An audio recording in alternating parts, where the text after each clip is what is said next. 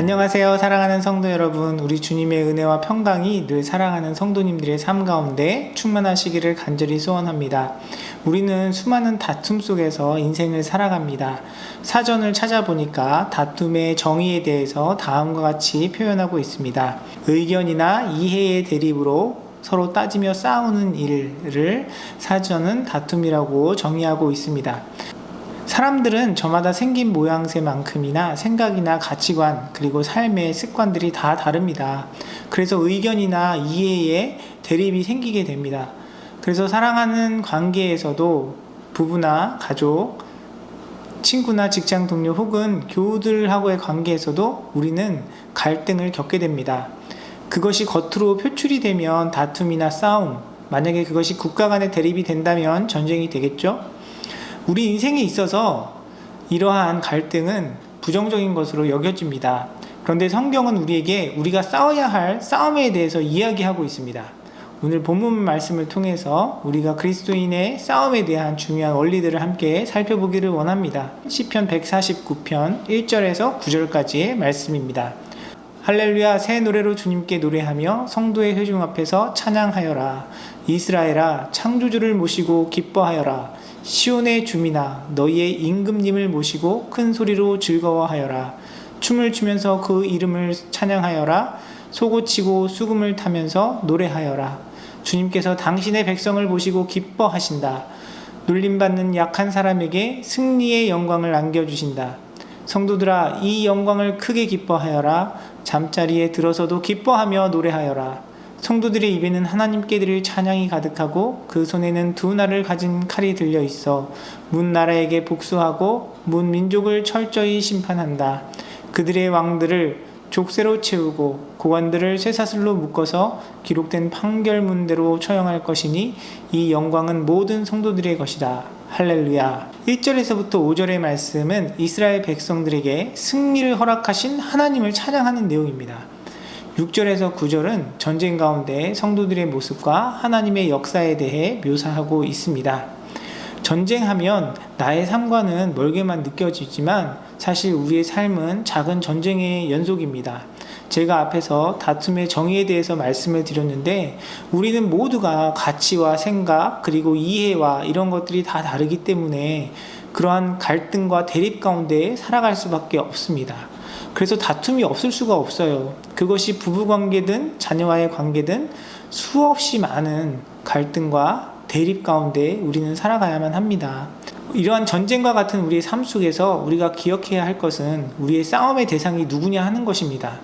우리는 습관적으로 본능적으로 우리 주변에 있는 사람들과의 관계 속에서 싸움의 대상을 찾으려고 합니다. 여러분, 코비드-19의 영향으로 가족들과 많은 시간을 보내시면서 어떠하십니까? 행복하고 즐거우시죠? 가족과 함께 보내는 시간이 감사하지만 또한 그만큼 많은 갈등 앞에 놓이게 됩니다. 우리는 서로 이해와 가치가 다르기 때문에 그만큼 많이 접하면 접할수록 대립할 수밖에 없고 그 속에서 자꾸 다툼이 일어날 수밖에 없어요. 성경은 우리의 싸움의 대상이 우리 주변에 있는 사람들에게 아니라고 이야기합니다. 에베소서 6장 12절의 말씀은 다음과 같이 기록합니다. 우리의 싸움은 인간을 적대자로 상대하는 것이 아니라 통치자들과 권세자들과 이 어두운 세계의 지배자들과 하늘에 있는 악한 영들을 상대로 하는 것입니다. 우리의 싸움은 통치자들과 권세자들과 이 어두운 세계의 지배자들과 하늘에 있는 악한 영들을 상대로 하는 것이라고 말씀은 우리에게 가르치고 있습니다. 우리가 싸워야 할 대상이 누구인지 분명히 알아야 합니다. 아내가 아닙니다. 남편이 아니에요. 아무개 집사님, 아무개 장로님, 아무개 목사님이 아닙니다. 우리의 싸움의 대상은 우리로 하여금 하나님의 뜻에서 멀어지게 하는 악한 영들입니다. 창세기에 보면 사탄이 하와를 미혹해서 선악과를 따먹는 장면이 나옵니다. 그때 사탄이 어떻게 하와에게 선악과를 따먹게 합니까? 영화에서 보는 것처럼 피를 질질 흘리면서 하얀 소복을 입고 무서운 모습으로 나타나서 협박하거나 하지 않습니다. 창세기 3장 1절은 이렇게 기록합니다. 하나님이 정말로 너에게 동산에 있는 모든 나무의 열매를 먹지 말라고 말씀하셨느냐? 하나님께서 하와에게 하신 말씀을 이야기하는 것처럼 이야기를 시작합니다. 간교하게 하나님의 말씀을 왜곡합니다. 하나님께서 하신 명령을 속이죠. 또한 성경은 그 선악과에 대해서 그것이 역겹고 더럽고 추한 것이 아니라 보암직도 하고 먹음직도 하고 탐스럽다라고 이야기하고 있습니다. 그것이 만약에 우리 눈에 보기에도 더러운 것이 분명하였다라면 아마 우리는 더 경계심을 가질 것입니다. 그런데 죄는 그렇지 않습니다. 항상 죄는 우리에게 그럴듯해 보이고 멋있게 보이고 정당한 것처럼 다가옵니다. 악한 영은 우리를 언제나 미혹하게 하고 우리에게 간교하게 다가옵니다. 그래서 우리는 우리의 적이 누군지 분명히 깨달아야 하는 것입니다. 그리고 또한 성경은 우리에게 그런 영적 전쟁의 싸움터에 대해서 다음과 같이 설명합니다. 잠언 4장 23절의 말씀입니다. 그 무엇보다 너는 내 마음을 지켜라. 그 마음이 바로 생명의 근원이기 때문이다. 우리 싸움의 전쟁터는 어떤 사람이나 환경이 아니라 바로 우리의 마음이라고 성경은 이야기합니다. 예를 들어서 여러분 주변에 정말 아나무인이고 하나님 말씀하고 상관없이 자기의 뜻만을 고집하며 살아가는 사람이 있다고 생각해 봅시다. 더욱이 그 사람이 교회 안에 중직에 있는 사람이라면 여러분 어떤 생각이 드시겠습니까? 안무개 집사가 그러면 안 되지. 그런 사람이 어떻게 장로를 해? 이런 생각 하실 수 있죠. 더욱이 그런 대부분의 판단들은 합리적이에요. 일리가 있습니다. 맞는 이야기예요.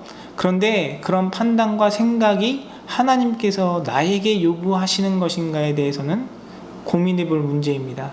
가정에서도 마찬가지입니다. 가족만큼 서로의 장단점을 알고 이해하는 사람이 누가 있겠습니까? 함께 피부를 맞대고 살아가는 사람이기 때문에 더 연약한 부분들에 대해서 잘 알고 때로는 그런 부분들을 보면서 판단이 됩니다. 내 입장에서 이해가 가지 않고 용납되지 않는 부분들이 있어요. 그러나 우리는 잘잘못을 따지기 전에 하나님께서 나에게 원하시는 것이 무엇인지 고민해보고 기도해 봐야 합니다. 누군가를 향한 불편한 마음, 판단하는 생각이 정말 주님께로부터 온 것인지 철저하게 고민해보고 생각해 봐야 한다는 것입니다. 여러분 정말 그 문제에 대해서 기도해보고 고민해봐도 하나님께서 그 인간과 죽도록 싸워서 그 사람을 뜯어 고치는 것이 여러분의 사명이고 부르심이면 그렇게 하셔야 돼요. 그런데 하나님은 일반적으로 그렇게 일하시지 않습니다. 하나님은 그런 불편한 관계 속에서 우리에게 인내를 원하시고 용납을 원하시고 사랑을 원하시고 그 사람을 위해서 기도하기를 원하세요. 상대방의 연약함이나 실수나 잘못을 무조건 덮자고 말씀드리는 것이 아닙니다. 분명히 가정이든 교회든 하나님께서는 질서를 원하시고요. 그것이 하나님의 공의가 이루어지는 곳이기를 원하십니다. 그러나 그 하나님의 공의를 드러내는 것조차 하나님의 방법과 뜻을 따라 이루어야 한다는 것을 우리는 기억해야 합니다. 하나님께서는 우리의 인생 가운데 하나님의 공의를 이루시기 위해서 우리를 판단하시고 정죄하시고 심판하시기 이전에 우리를 향한 그분의 사랑을 예수 그리스도의 십자가를 통해 나타내셨습니다. 그리고 또한 우리에게도 예수님의 그 사랑을 닮아 서로 사랑할 것을 원하십니다. 이것이 하나님께서 우리 가운데 공의를 이루시는 방법이에요. 하나님께서는 우리의 마음을 지키라고 말씀하시는데 우리는 우리의 마음이 아니라 우리의 권위, 우리의 이익, 우리의 자존심, 우리의 존재감을 지키려고 싸웁니다. 그렇게 의식하지 않아도 우리는 죄악된 육체 가운데 있는 연약한 자들이기 때문에 하나님의 말씀과 뜻을 붙들고 우리의 그 본능적인 마음들과 싸우지 않으면 우리는 자연스럽게 그렇게 흘러갈 수밖에 없는 존재들입니다.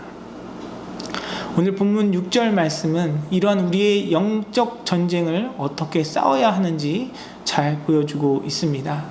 성도들의 입에는 하나님께 드릴 찬양이 가득하고 그 손에는 두 날을 가진 칼이 들려 있어 우리는 우리의 영적 싸움에 있어서 하나님께 찬양을 올려드려야 합니다. 불합리하고 이성적이지 않고 납득되지 않는 그 상황 속에서도 여전히 일하시고 바라보시고 인내하시고 역사하시는 하나님을 믿음으로 인정하고 바라보며 찬양해야 합니다.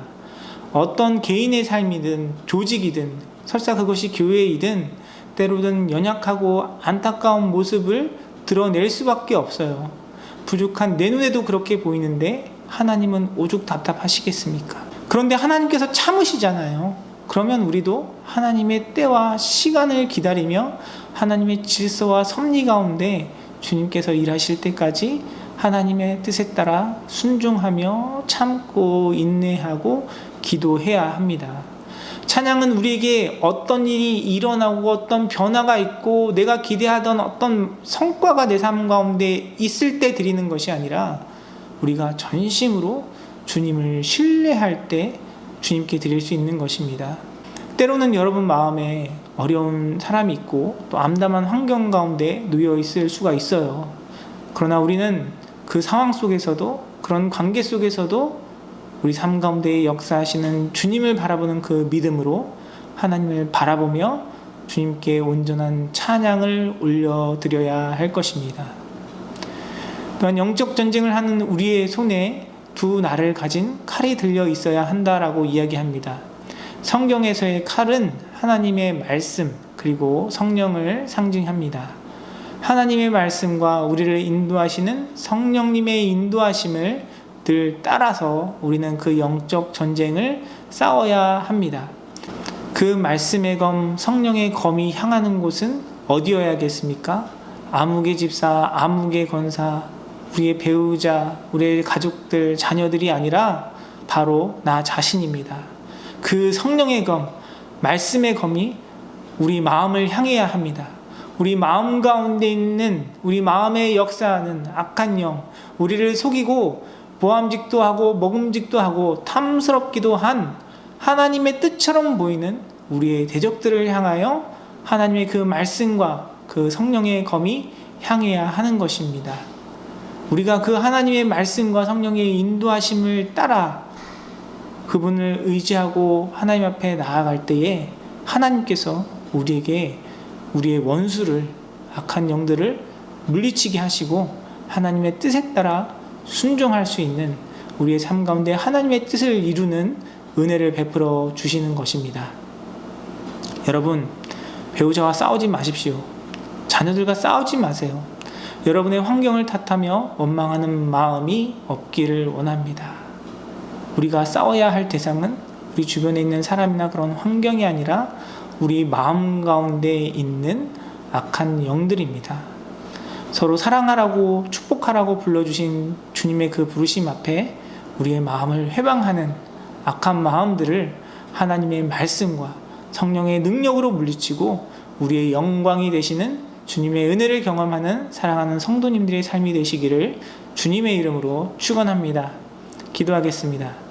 사랑과 은혜가 풍성하신 아버지 하나님 은혜를 감사드립니다. 연약하고 부족한 우리의 인생 가운데 하나님의 영광을 나타내 주시고 하나님의 뜻에 따라 주님과 동행하며 하나님의 손과 발이 되어서 이 땅을 살아갈 수 있는 은혜를 베풀어 주심에 감사를 드립니다. 우리의 삶 가운데 정말 매일매일이 영적인 싸움인데 하나님, 우리가 싸워야 할 대상을 온전히 분별하여서 하나님의 뜻에 따라 주님의 말씀에 따라 순종하는 우리의 삶이 되게 하여 주시고 나를 향한 주님의 뜻을 깨달아 늘 주님 앞에 겸손한 마음으로 기도하며 간구하며 이 영적인 싸움에서 승리하는 우리의 삶이 될 수 있도록 주님께서 붙들어 주시고 함께하여 주시옵소서. 은혜 베풀어 주실 주님께 감사드리며 모든 말씀 우리 주 예수 그리스도의 이름으로 기도드리옵나이다. 아멘.